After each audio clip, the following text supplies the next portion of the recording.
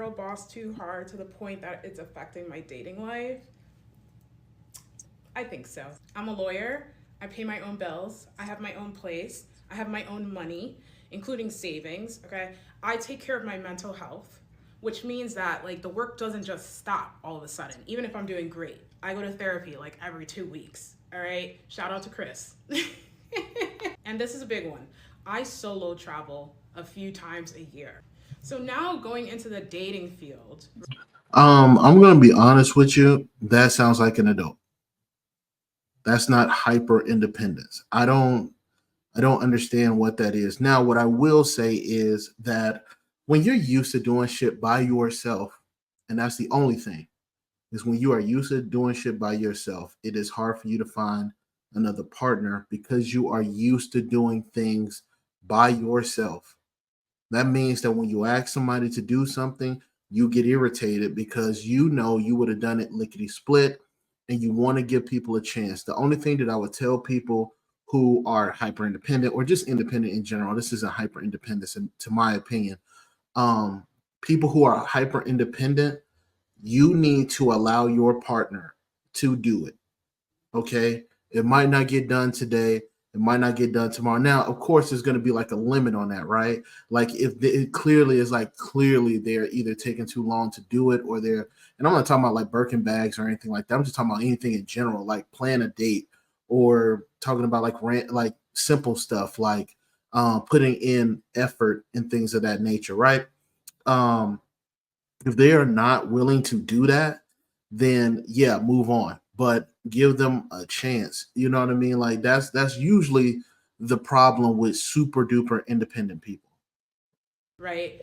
I have a different point of view as to like what I'm looking for in a person, and people have just kind of fallen short from fulfilling that. I'm not about to be with somebody or in a relationship just because of what? Semantics?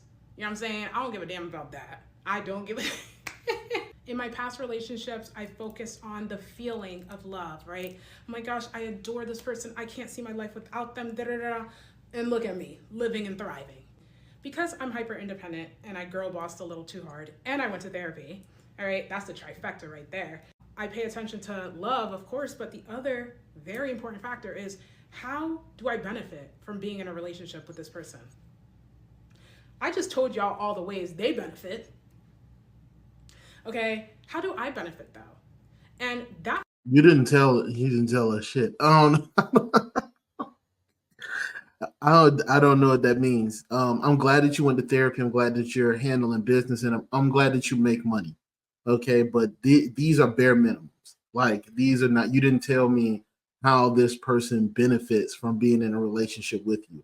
You just said, "I'm a lawyer. I go to therapy. I pay my bills." To me, that's an adult. Like, congratulations. Like, and this is the problem. This is again, this is also why I hate this space, the dynamic of relationship conversations. Is because a lot of y'all motherfuckers get on here and y'all talk about the bare minimum, and you think that that is supposed to make you this super duper important person, this person that's just supposed to be loved and adored by everybody. That's not everybody has a job, big dog. You can find somebody that makes good money, okay, decent money. You can find somebody who is healed. Absolutely, you can. Right? That's not something. But what about the intangibles? What about stuff that are you easy to talk to? Are you a sociable person? Meaning, do you get it in some ways? Um are you intentional about the things that you do? Not just about ambition. When I say intentional, I mean like what are you looking for in your life, and are you dating people that are specific towards that? Things like that, bro. But yeah, is a part where these men be giving me the ick right away. When I think about the benefits I would be looking for, it's nothing that is out of this world. And that's the troubling part.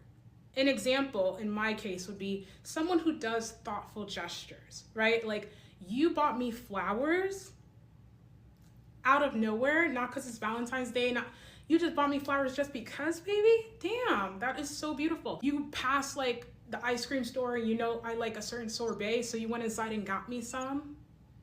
And I'd even ask you, do you know what that would unlock in me?